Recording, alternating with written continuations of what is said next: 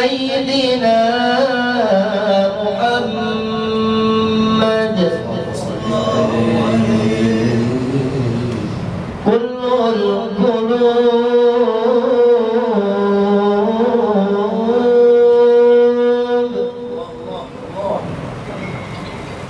كل القلوب إلى الحبيب تميل كل القلوب إلى الحبيب تميل ومعي بذلك الشاهد ودليل عما الدليل إذا ذكرت محمدا صارت دموع العاشقين تسيل هذا رسول الله هذا رسول الله هذا المصطفى هذا لرب العالمين خالق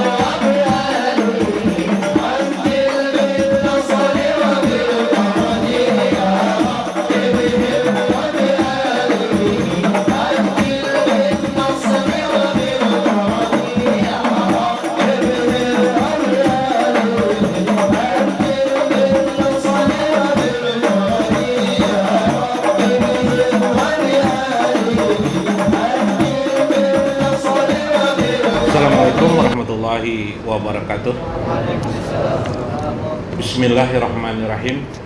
Bismillahirrahmanirrahim. Qudusis salam. Bismillahirrahmanirrahim hakim. Wassalatu wassalam ala sayyidina wa nabiyyina Muhammad wa ala alihi wa sahbihi ajma'in. Baina insyaallah ta'asyuri kita bi Syekh Abdul Qadir Jalani Fathur Rabbani wa nafa'na bihi wa ulumihi bidarain amin ya rabbal alamin. Mudah-mudahan dengan membacakan kitab Syekh Abdul Qadir Jalani, tulisan beliau, karangan beliau, tawajuh beliau kepada Allah, kita mendapatkan berkah dari Allah Subhanahu wa taala. Melewati saluran beliau, mudah-mudahan rezeki sampian semuanya bertambah banyak, bertambah luas, amin ya rabbal alamin. Dan dikumpulkannya bersama orang-orang di saf awal di akhirat kelak, amin ya rabbal alamin. Minggu kemarin Syekh mengisahkan tentang orang yang diberikan hidayah itu adalah orang yang menjalani hidupnya, bukan memotong hidupnya, tapi menjalani hidupnya di mana setiap keadaan itu ternyata Allah membuka ma'rifah kepada kita.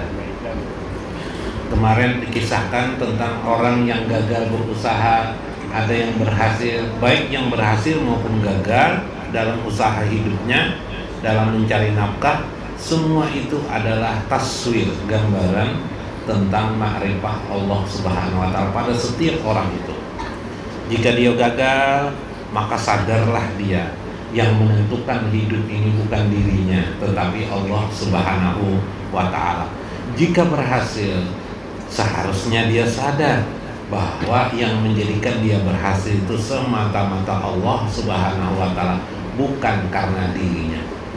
Bahkan Allah sangat maha pemurahnya kepada hambanya, sehingga tidak juga menurunkan ajab dan bala kepada orang-orang yang masih sombong dalam hidupnya, pada orang-orang yang masih berpikir bahwa dirinya lah yang mampu melakukan segala hal, banyak hal dan berkemampuan. Allah masih tetap membukakan tawajuhnya, penghadapan hamba kepada Allah agar makin mengenali Allah Subhanahu wa taala. Tentu saja banyak permukaan-permukaan itu kita tidak bisa lagi melihatnya dari segi-segi teks Al-Quran maupun hadis, tapi adanya satu kesimpulan saja, satu musabab saja, talabul musabab, mencari makna sebab yang pertama, yaitu Allah Subhanahu wa taala yang pertama. Yang kedua, dalam proses pembimbingan Allah selama hidup kita di dunia ini sampai kematian kita, jangan sekali-sekali bersangka buruk kepada Allah Subhanahu wa taala. Lihatlah semua peristiwa, semua kejadian tidak lain adalah kebaikan Allah kepada diri kita. Subhanallah. Sehingga kita tidak menuduh Allah melakukan keburukan kepada kita. Karena Allah berfirman, wa marrabbuka bi jalamil abid, tidaklah Tuhan kami itu pernah sekalipun menjolim diri kalian. Berarti ketika kita menghadapi semisal penyakit sekalipun, janganlah menuduh Allah yang memberi kita sakit, tapi pahamilah sakit itu adalah pelajaran ma'rifah Allah Subhanahu wa taala kepada kita. Maka sadarlah ketika kita mengatakan Allah mengajarkan ma'rifah kepada kita, yang kita lihat adab kita kepada Allah adalah selalu baik. Inilah yang dilakukan oleh Nabi Ayub alaihissalam ketika dia menerima penyakit. Beliau berkata kepada Tuhannya, ini masanya duru wa anta arhamur rahimin. Wahai Tuhan, ini masanya duru, aku sekarang sedang menderita, sedangkan Engkau adalah Tuhan yang maha pengasih lagi maha penyayang. Inilah sempurna cara pemahaman orang terhadap Allah Subhanahu wa taala. Maka terima saja. Bahkan dalam rasa syukur kepada Allah di dalam hidup ini, bukan menunggu satu kejadian peristiwa, sebelum kejadian itu datang. Yang ketiga ini, kita sudah pandai bersyukur kepada Allah sebelum kejadian itu datang. Akan datang besok hari, akan datang lagi, kita sudah bersyukur kepada Allah Subhanahu wa taala. Begitu kemarin. Kemudian yang keempat, keadaan jiwa orang mukmin itu, kata Syekh, yaqtau akbadul mukmin, jantungnya bagaikan direnggut ketika dia takut kepada Allah. Subhanahu. Ketika dia takut kepada Allah Subhanahu wa taala. Saya membacakan satu kitab Syekh Imam Qushairi mengisahkan di masa sahabat ya, Ibnu Mas'ud dalam hal ini pamarra bihanutil hadad. Ketika itu ada kisah kejadian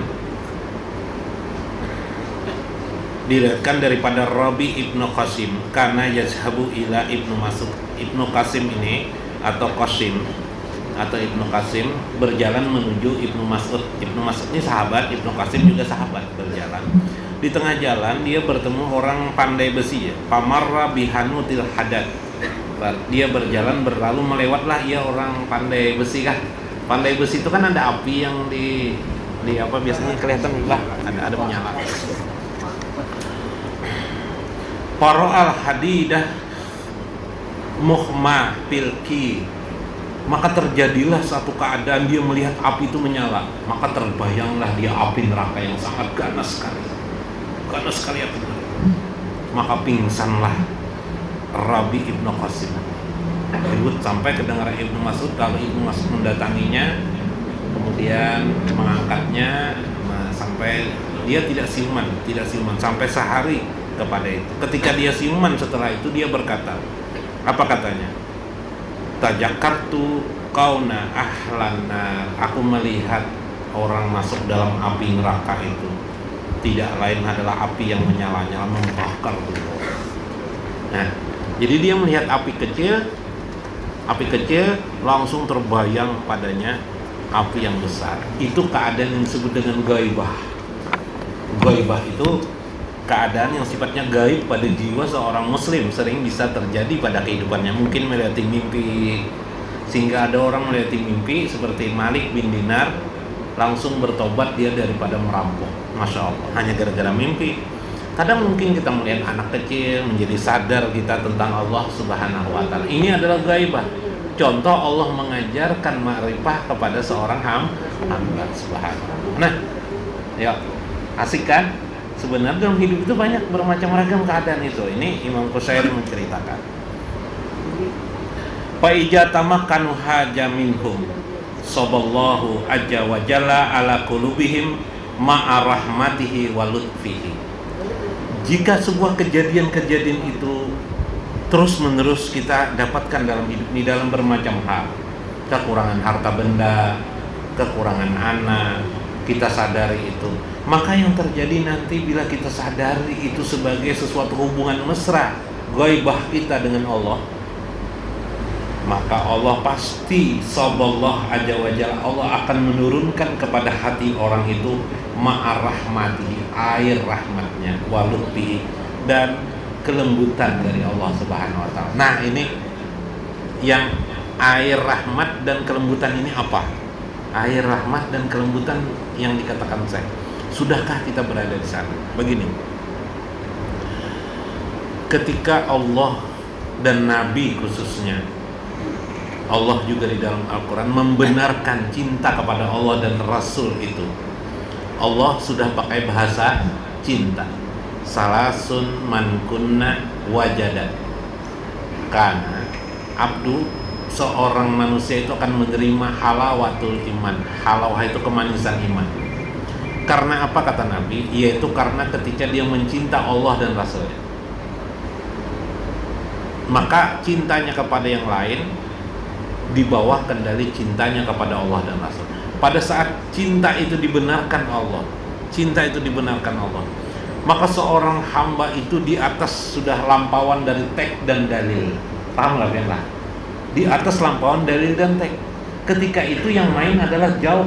Dalam bahasa tasawuf adalah rasa. Maka orang cinta itu tidak bisa lagi didebat. Pian cinta kepada Allah, tidak bisa didebat. Lalu pian berzikir kepada Allah. Apakah yang pian sebut la ilaha illallah? Apakah Allah? Apakah hu saja? Apakah geleng-geleng kepala saja? Apakah bergerak-gerak sendiri kegirangan? Ya, perasaan dirinya kepada Allah, kegirangan itu mungkin tidak ada satu bahasa apapun kecuali kegirangan. Pernah, atau dia menangis, meneteskan air matanya di hadapan Tuhannya karena rasa cintanya kepada Allah. Maka keadaan itu di atas segala dalil. Tidak perlu mencari dalil-dalil lagi keadaan.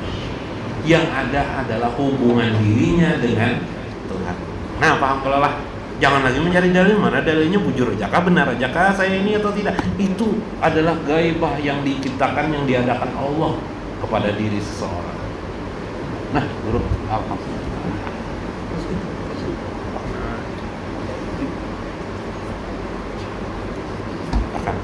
Bahkan dulu, alhamdulillah. Alhamdulillah. Karena musibah tetap aja datang sih Din. Banjir juga kah? Nggih. Banjir juga. Banjir. Allah. Duduk silakan tafadhol. Nggih. Masyaallah. Banjir juga. Nggih. Tak wae, ya lah. Kita itu hanya berkisahan masalah anu eta. Subhanallah.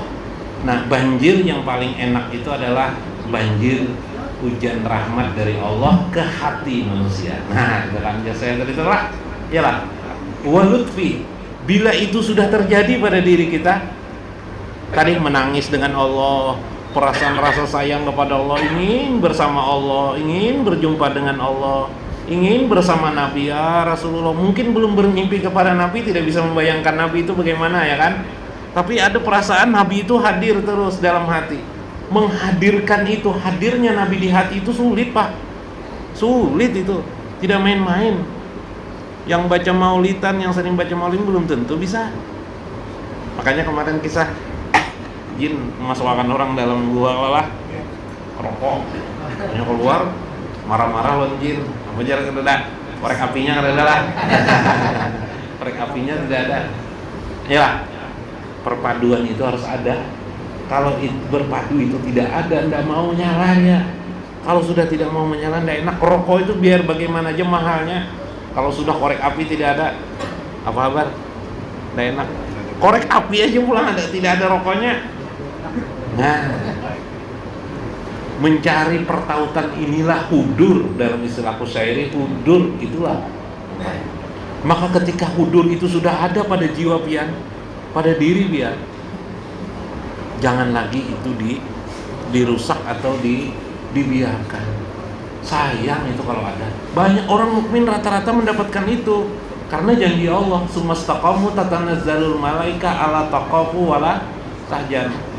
Sudah, wa basiru bil jannati allati kuntum tu'adun, digembirakan dia dengan kabar berita surga. Sudah datang kepada kita semua, kepada siapapun juga datang kepada orang mukmin. Tapi masalahnya adalah peristiwa itu begitu datang, kita biarkan, kita tidak pelajari, kita tidak pahami, kita tidak marifah terhadap masalah itu, mengakibatkan dia pun menjadi kita kembali lagi. Sayang kan? Sudah naik makom, jatuh lagi. Banyak orang mukmin itu naik makom, jatuh lagi. Masya Allah. Ini yang merugikan kita. Rugi sekali keadaan itu. Sekolah SD terus, ya kan? Oh, sekolah SD itu 6 tahun aja. Ya 20 tahun masih sekolah SD aja masih. Nah ya kan? Itu masalahnya kita ya. Jangan sampai seperti itu. Apa saja itu kan? Wa fatalaha babal akhirah fayarawna ma'amanaha. Maka ketika itu Allah membukakan langitnya, membukakan pintu akhiratnya. Terlihatlah di kedepannya tentang keamanan yang diberikan Allah kepada dirinya. Siapa yang pernah melihat surga? Tidak ada pernah lah. Tapi insya Allah mungkin pernah dimimpikan oleh Allah. Kalau dunianya begini aja sudah surga itu, supaya bisa memahami. Lain nang surga dunia nang malam hari di diskotek itu lain lah. Nah, itu surga tipuan namanya. Pernahkah Bapak ke suatu tempat yang Bapak menurut Bapak tempat itu sangat indah sekali?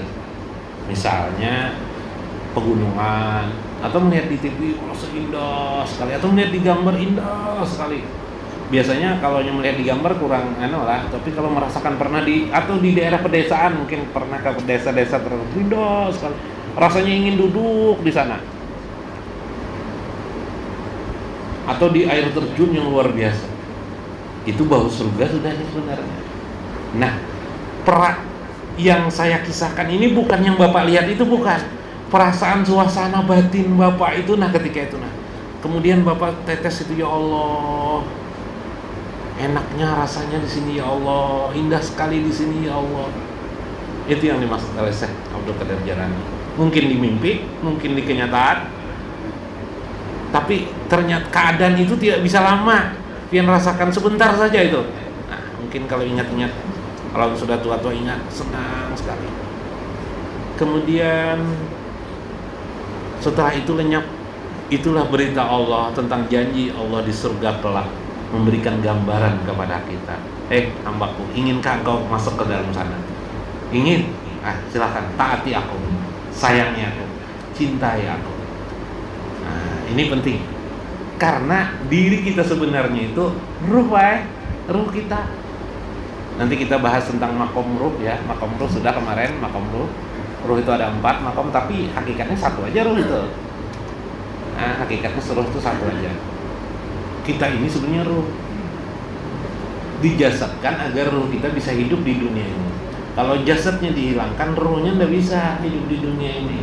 Itu membuktikan adanya alam, ya kan? Nah, yang bisa berhubungan dengan Allah itu adalah ruh, bukan jasad ini, bukan.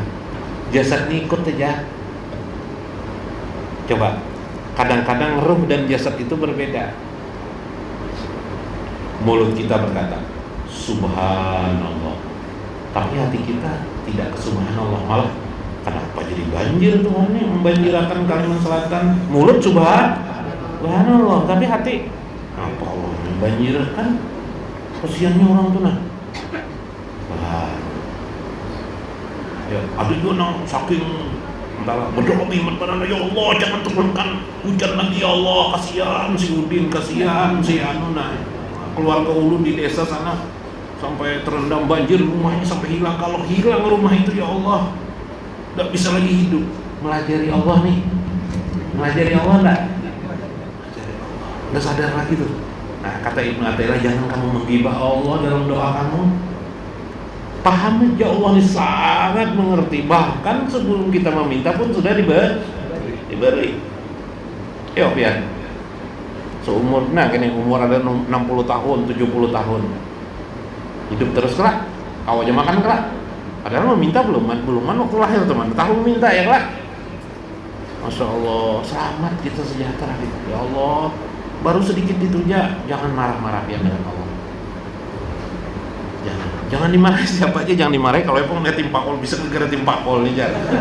Atau apa jar, keladi kan jar. Bisa gara-gara keladi ini jar, bawa aja. Mau keladi dimarahi. Sabar dan itu jangan dilihat sebagai musibah. Belajar untuk memahami ma'rifatullah. Fa ija sakanu wa atma'anu wartahu qalilan fatahalahum babal jalal. Maka bila sudah ketenangan itu engkau dapat raih, sering engkau merasakan bersama Allah. Bersama Allah ini kan bahasa yang tidak bisa digambarkan gimana bersama Allah, tapi saya menggambarkan itu perasaan seperti itu. Ada penipuannya.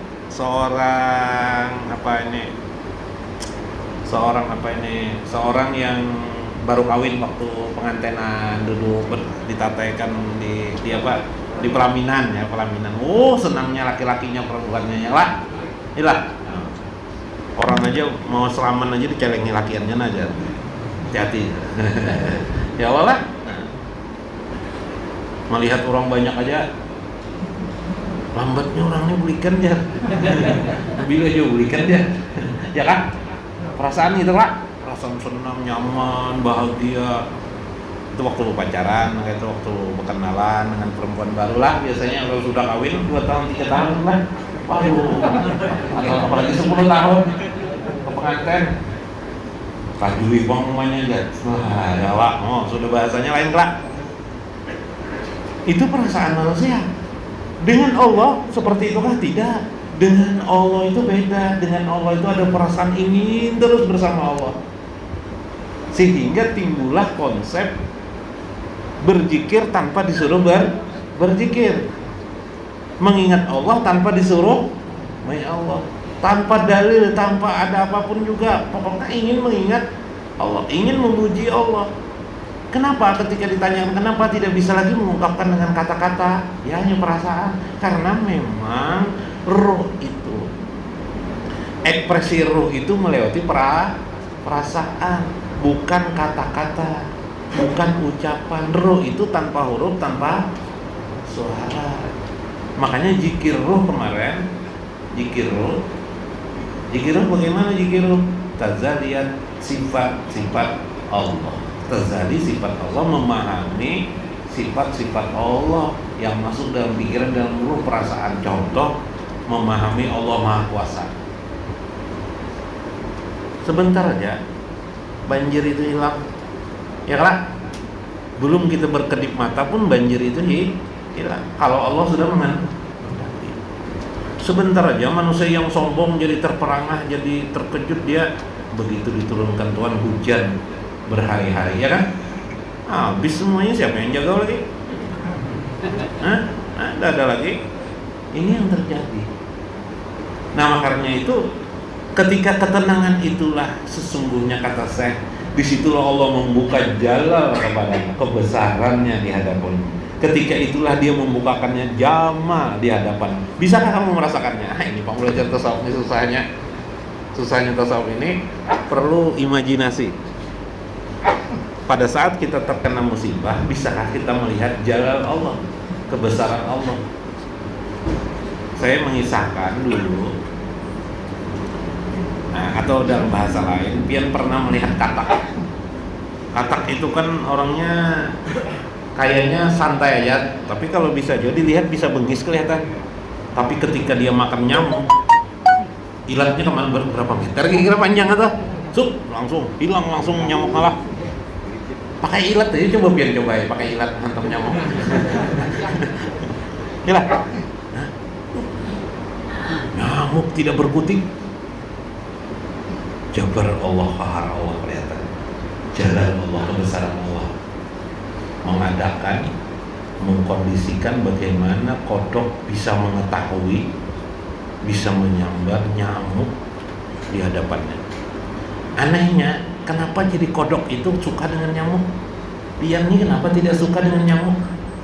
Ya lah, Pian jangankan nyamuk dimakan makanan Pian, helikopternya aja keliling-keliling. Udah marah kita, maaf kan kita. Jalal Allah, tidak main-main. Makanya nanti orang-orang tertentu berkata, tazali Allah itu ada pada diri manusia. Tangan, tubuh kita memiliki kudrat, sifat 7. Sifat 7 itu kan sifat ma'ani, kudrat, ialah kudrat, iradat. Kudrat itu apa artinya? Kemampuan. Pian mampu enggak? Asal mampu lah. Tapi kemampuannya dibatasi. Supaya apa kita mampu? Supaya tergambar ada yang maha kudrat, ada yang maha kuasa. Apalagi iradat, kita berkehendak lah. Anehnya kapan berkehendak tuh? Pernah lah Pian meneliti, sadar lah Pian kapan Pian berkehendak? Tahu pokoknya tiba-tiba aja berkehendak kan gitu. Pak pakai rencana macam-macam, nanti ke pasar, nanti ke sini. Ternyata gagal. Nyata perbuatan yang lain kita lakukan, kehendak yang lain, ya kan? Kemarin melihat Siti Juleha, hati senang benar mendekati sedang Siti Juleha. Begitu Siti Juleha berlalu, ada Siti Maimunah. Kayaknya cantik Siti Maimunah nih. Berubah lagi kehendak kita. Iradah kita terbatas, pingin kita terbang, tapi kita tidak mampu terbang. Akhirnya kita bikin pesawat, terciptalah pesawat terbang gitu. Tapi problem lagi setelah itu, apa problemnya? Bisa jatuh, ya kan? Tapi ya sudahlah, mirip-mirip lah seperti itu. Kita ada kehendak. Tazali Allah enggak? Jelas enggak Allah kelihatan? Siapa yang menciptakan? Masa yang menciptakan kehendak tidak bisa berkehendak? Aneh lah, tidak mungkin. Sadarlah kita hebatnya Pak Allah nih. Terjadi enggak? Ya, apalagi setelah itu dua. Lagi. Kudrat, iradat. Lagi. Ilmun. Yalah, ilmu kelak. Ini apa nih? Kacamata. Di mana Pian tahu kacamata? Apa buktinya? Apa dalilnya kacamata? Pokoknya kaca. Ilmunya di mana berletak itu? Di otak kita kah? Yalah. Tahu kita sekali aja kita berjalan di suatu tempat, belakangan kita kembali ke tempat itu, kita hafal sudah jalan itu. Ilmu tertanam di mana? Di tubuh kita. Di mana tertanam itu? Di ruh kita, di akal kita kan. Oh, spekulasi ya, ada yang mengatakan di akal, ada yang mengatakan di ruh, ada yang mengatakan di tubuh, diletakkan Tuhan dan sebagainya. Terjadi enggak ilmu Allah? Terjadi. Terus akan JBN sampai 7 tuh. Lagi sampai ilmu. Ayun, hidup ke depan. Apaan ya kita hidup ini bisa tertawa. Coba waktu hidup. Akunnya duduk di IG, tapi lu sudah meninggal orang, akun lagi kita berubah lagi di sampingnya. Apalah akun lagi tidur, akun labian lah, mau labian lah, tidur di samping mayat. Gak ada akun. Sama mendengar, basar melihat, berkata-kata, sempurnalah kita. Coba satu aja di antara 7 itu tidak ada. Subhanallah. Dan itu ada semuanya di dalam Al-Quran. Pelajaran sifat 20. Subhanallah. Tajalli enggak Allah? Tazali. Belum pian melihat kesana kemari, mata pian sudah di tubuh pian, di diri pian, di ruh pian, di akal pian sudah ada tuh Tuhan. Kelihatan enggak Tuhan? Kelihatan. Karena itu kata Syekh mirarul qalbi au bil aksi, yaitu mencari mirror, cermin Allah pada diri, terlihatlah Allah yang maha dahsyat, yang maha agung, jabar itu sendiri. Siapa yang berani bersombong atas keadaan itu? Karena itulah kata Syekh, itulah kesempurnaan bagi kalian. Faqata qulubahum wa asrarahum wa qasara khaufahum asyaddu minal awal. Maka pada saat engkau menyadari dibukakan keadaan itu, engkau lebih dahsyat lagi nanti akan memahami mengenali Allah itu ketimbang orang yang tadi yang kisah Ibnu Qasim melihat api neraka. Dahsyatnya api neraka itu sampai pingsan. Yang dilihatnya api saja sampai pingsan dia gara-gara melihat api itu, karena teringat dia dengan api neraka. Maka begitu itu dibuka jala keindahan dan jama keindahan Allah itu dibuka kepadamu, dibukakan Allah pada dirimu, kamu makin lagilah kamu terkesiap, terkejut, terheran-heran, terunggut-unggut sampai kamu tidak bisa berkata-kata apa-apa lagi. Tapi di dalam keadaan yang dalam hening itu engkau rasakan, ya Allah, Engkau yang maha agung, Engkau yang maha dahsyat. Tergantung kosakata pian punya. Apa aja yang sebutkan Allah itu, karena mengagungkan Allah. Karena itu di dalam agama kita, ini terakhir untuk kalimat subhanallah, subhanallah, maha suci Allah. Perlu makna yang lain enggak? Perlu ilmu enggak? Perlu lah. Kalau subhanallah maha suci, apanya maha suci? Pian mengucap subhanallah, subhanallah maha suci, apanya yang maha suci? Alhamdulillah, alhamdulillah, alhamdulillah, segala puji bagi Allah. Apanya yang dipuji pada Allah tuh? Segala puji bagi Allah. Apa yang dipuji pada Allah tuh? Yang kita ajukan tuh mulut kata-kata itukah, suara yang tertulis itukah, jiwa kita kan? Ya. Jiwa itu dalam bahasa lain ruh kita kan? Ruh kah? Ucapan kita kan? Bertanya, segala puji bagi Allah apa? Segala puji bagi Allah. Apa yang dipuji Allah tuh? Banyak kan? Apa yang banyak? Tahu juga pokok kan? Berarti masih di mulut kalimat alhamdulillah. Saya mengajarkan jangan begitu. Meski engkau hanya sekali saja ucapan alhamdulillah, tapi jiwamu bisa memahami bagaimana maha terpujinya Allah itu, maha dahsyatnya, maha agungnya Allah. Itu yang dikejar kata saya. Itulah yang dimaksud dengan babul jalal wal jamal. Allah membukakan kebesaran dan keindahan Allah. Itulah hakikat zikir yang sesungguhnya kepada Allah Subhanahu wa ta'ala. Itulah makna hakiki daripada mengingat, memahami dan mengenali kebesaran, dan keindahan Allah Subhanahu wa taala. Nah, sampai situ aja lah. Baru sampai kisah waktu nah. Wallahul muwaffiq ila aqwamit thoriq. Wassalamualaikum warahmatullahi wabarakatuh.